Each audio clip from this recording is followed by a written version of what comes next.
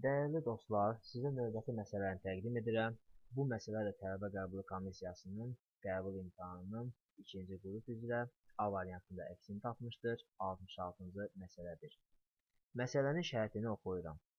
Pekin şəhərinin mötərizədə koordinatları verilib 40 dərəcə şimal enliyi, 115 dərəcə şərq uzunluğu.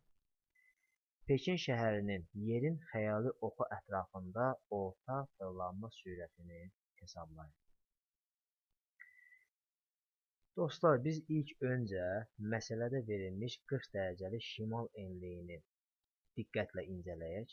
Biz bilirik ki, 40 dərəcəli şimal enliyində 1 dərəcəli qövsün uzunluğu 85,4 dərəcəyə bərabərdir. Üzü üstə 85,4 kilometrə bərabərdir.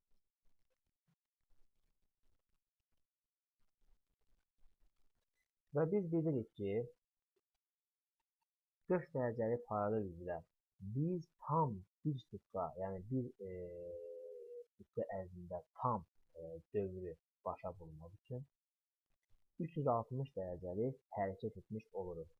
O zaman əgər 1 dərəcə 85,4 kilometrdirsə, 360 dərəcə isə 360 vurulsun 85,4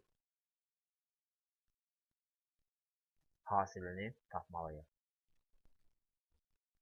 Nəticədə alırıq ki, bu hasilin cavabı 30.744 kilometrə bərabərdir. Bu rəqəm nəyə göstərir? Bu rəqəm 40 dərəcəli paralelin ümumi uzunluğunu göstərir. Yəni, bu rəqəm S-ə bərabərdirsə, yəni məsafədirsə, S bərabərdir 30.744 kilometr və bu məsafəni qət etmək üçün bizə lazım olan zaman, yəni T bərabərdirsə 24 saatdırsa, bu zaman sürət V bərabərdir S bölünsün T düsturunu tətbiq edəcəyik.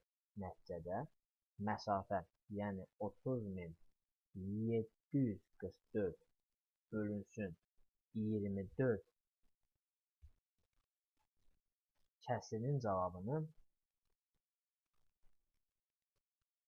1281 kilometr bölünsün saat olduğunu tapacağıq.